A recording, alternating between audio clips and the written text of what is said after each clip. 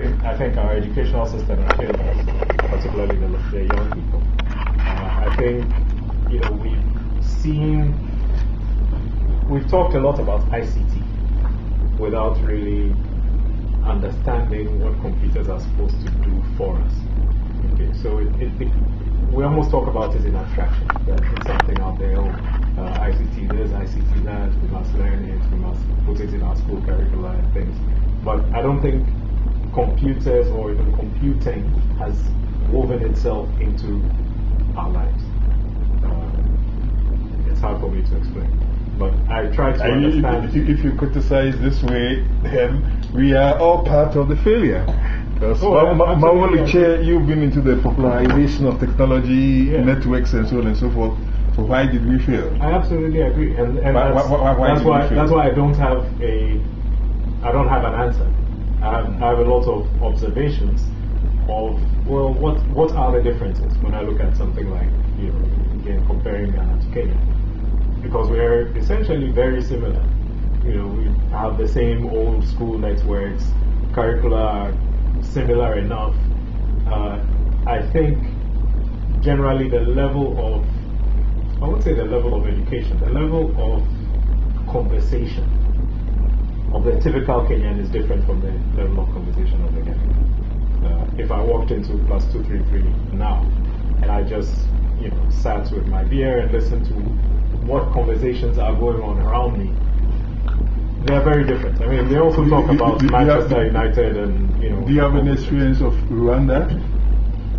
Not enough. I was only in Rwanda for barely a week, and that was many years ago. So not enough. But I didn't get the sense of community there. I mean, there I would say my sense is that there is a government-driven initiative, top-down initiative. Whether it has picked up from the bottom, I don't know. But I hear a lot about the president being progressive and very digitally conscious, and I hear about ministers and what the great things they're doing.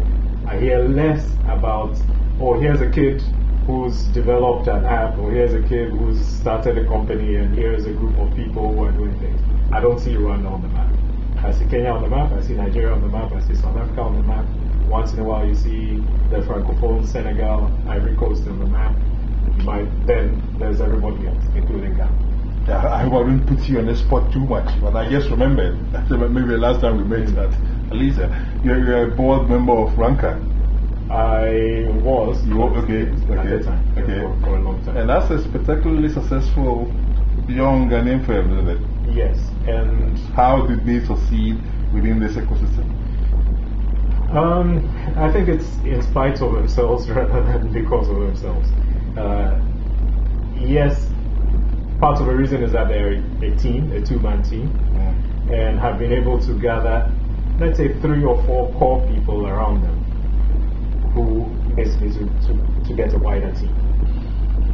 But if you look at, let's say, turnover at Rankard over the years, you'll see also that people have come through, but I'm not speaking on any authority, but I don't see many of those people, let's say, going on to form their own companies or going on to do something else. I've asked myself the same question about my experience at Africa Online, where we assembled a great team. Yes, people have gone on to do other things, but not as much as I expected. So what is it that was missing that didn't propel these young people at the time to go off and do their own things at that time? Now that you mentioned Africa Online, can you explain briefly what your contribution to Africa Online? Well, I was the founding managing director in Ghana many years ago. And so we were at the time the second ISP to enter the market, to be registered to enter the market. And we were also coming in with a new technology. I wouldn't say with a new technology, with a new approach to the market. Because the way the market was being developed at that time was from a very technical point of view. This is the internet, and packets are flying, and you need an IP address and protocols and HTTP, and what does it mean? And we came in with a completely different philosophy. Until today I use it, the television analogy. When I pick up or I turn on a television, I don't care about resistors and diodes and tubes and liquid crystal diodes. I care about, is the picture nice and will it last? So same analogy we brought to the internet, is the picture nice? Can I get information? How do I get that information? How is it useful for me? And that's how we sold it, and that's how I would say that was our contribution to the market, to bring the internet to Ghanaians as something useful and not something technical, or not just something technical. The technical people worry about the technicality, but from the user's point of view, they just want something exciting. It's entertainment, it's education, it's information, and that's it. And you also, well, if I mentioned it, but I'm going to mention it now. And can you explain briefly what you did with Ochami? Ochami actually started before Africa Online. Ochami, funnily enough, we copied from another Kenyan group. So it was Ochami is a mailing list for Ghanaians all over the world. And at that time we started the main discussion forum, just as we have today blogs and Ghana Web and all these things.